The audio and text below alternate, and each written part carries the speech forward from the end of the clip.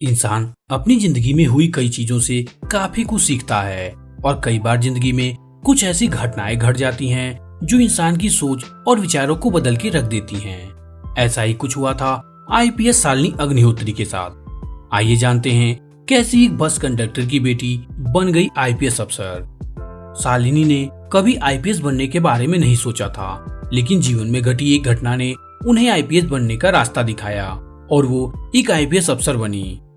एक बार शालिनी अपनी माँ के साथ उसी बस में सफर कर रही थी जिस बस में उनके पिता कंडक्टर थे, और जहाँ उनकी माँ बैठी थी उसी सीट के पीछे एक आदमी उनकी सीट पकड़कर खड़ा हुआ था। जिसके बाद शालिनी की माँ ने उस व्यक्ति से अनुरोध किया कि वो यहाँ से हाथ हटा दे, लेकिन उस आदमी ने ऐसा नहीं किया। आदमी ने गलत बर्ताव करते हुए कहा कि आप डीएम कलेक्टर हैं, जो आपकी बात मैं मान जाऊं। शालिनी उस समय बच्ची थी और उनके मन में ख्याल आया कि आखिर ये डीएम कलेक्टर कौन होता है जिसकी बात सब मानते हैं। तब उन्होंने मन ही मन डीएम बनने का दृढ़ निश्चय कर लिया, और जब वो 10वीं क्लास में पहुंची तो उनको इसके बारे में थोड़ी बहुत जानकारी हो गई थी। जिसके बाद उन्होंने सोच लिया था कि वो अब पुलिस अफसर ही बनेंगी। शालिनी बचपन से ही तेज तर्रार थी।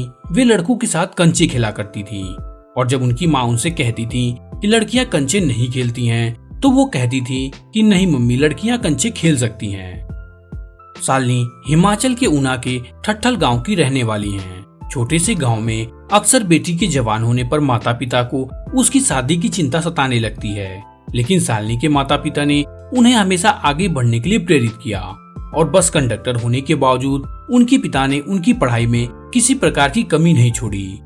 शालिनी ने धर्मशाला के डीएवी स्कूल से पढ़ाई पूरी की। फिर उन्होंने हिमाचल प्रदेश एग्रीकल्चरल यूनिवर्सिटी से अपनी ग्रेजुएशन की पढ़ाई पूरी की।